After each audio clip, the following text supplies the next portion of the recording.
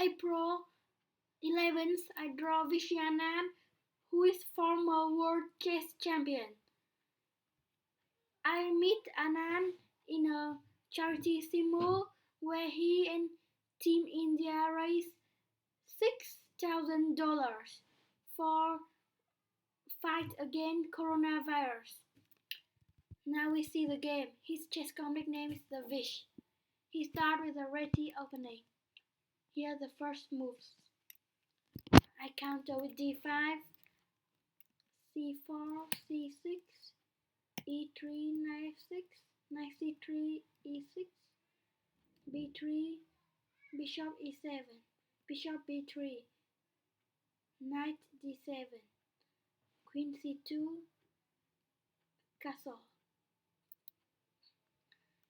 After the first moves in the opening, I think he has a small but stable advantage due to this strong b2 bishop, and his plans consist of d4 and c4.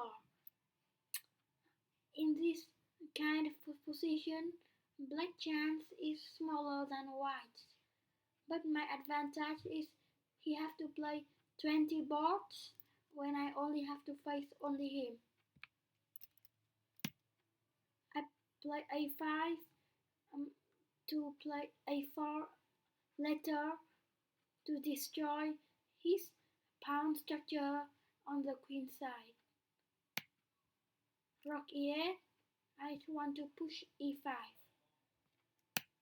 Of course, bishop in d6 is stronger. Now I realize that he's going to play e4, so I play queen g7 to not go on the opposite side of the rook. If we put the queen on d8, it's very dangerous because the rook is on the same file.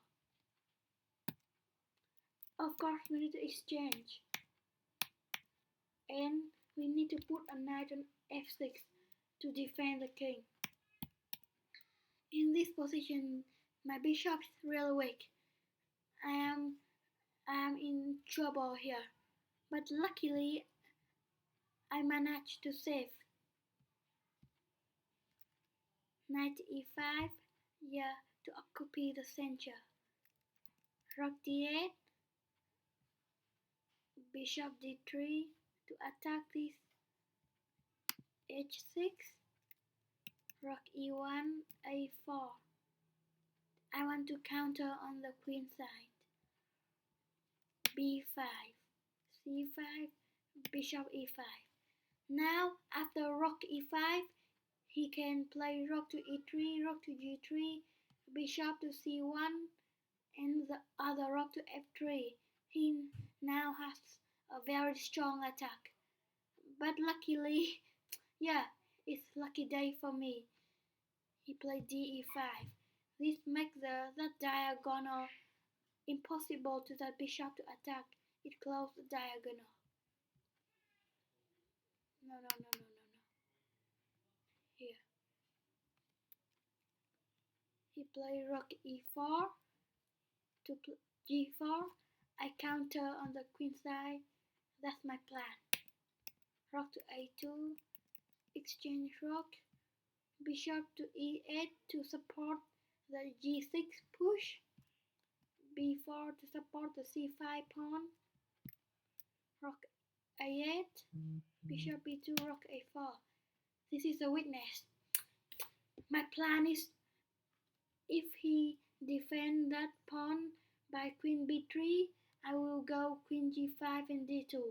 If he go queen d2 to defend, I will go queen g5 too, so that after f4, this diagonal is closed, so he can't play the bishop to the diagonal anymore. Yeah, it goes in my plan. I am proud of that. I am proud. Back. But anyway, he generates much force in my position. h5 to prevent g4. He wants to prepare it anyway, so I have to play g6. So after g4, I want to defend the f5 against the f5 push. Oh, I think this is the really silly move. Now this is a draw position. Oh, after this is the draw. But I play this awful move.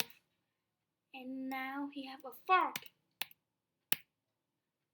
And now he's winning position. I spoil my draw position in 1 second. It's really bad for me, but I want to hold anyway. Bishop to d7. As international master Rakesh and Grandmaster Gupta analyzed after the game, here he should preserve the queen not to trade and play something like bishop to f2. Here he should play bishop to f2 to g4 and then to f6. Then if I don't exchange his queens, he can go to f8. And if I exchange now, he will have 2 passed pawn, not only one as in the game. Queen h6, pawn h6. Now my chance are increased and I want to draw that position anyway. I think one of his attempts he could play this c6 move. It was nothing. Yeah, he could play c6 here. c6 and then go the king here when my position is quite passive. But instead he went another way of the king. Went to g5, g4 and f5. Here up 2 pounds now if you're good at counting. But the problem is that the opposite color bishop is easy to draw. We continue with our plan. Here is the important moment. Of course, I have to exchange. At this point, I think for over 20 minutes, I think. And after all, I decide to create a blockade on e6 so he can't penetrate his king to my b5 pawn.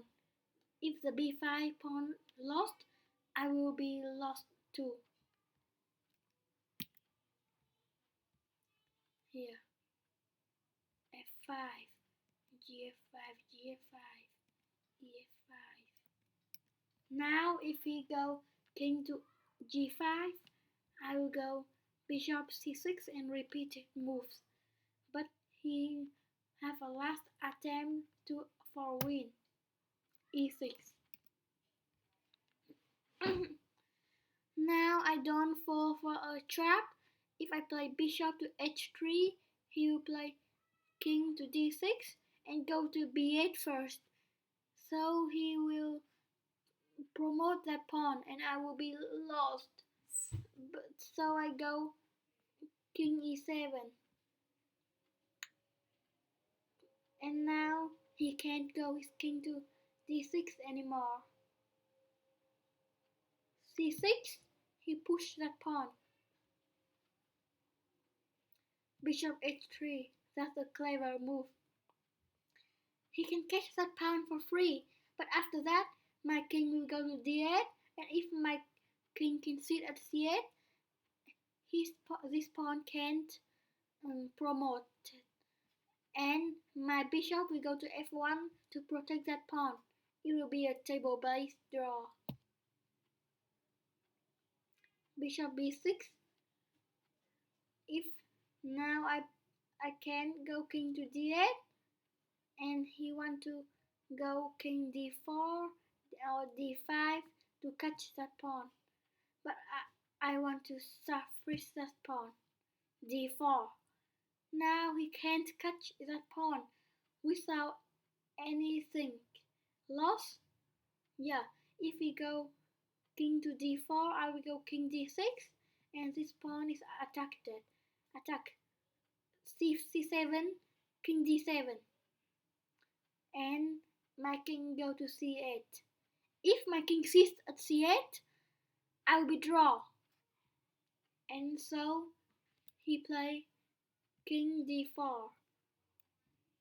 I play king d8, king d6, and finally king c8.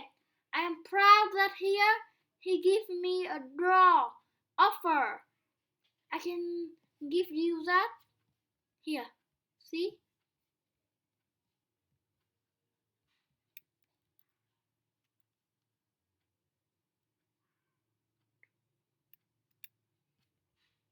You can see here this document.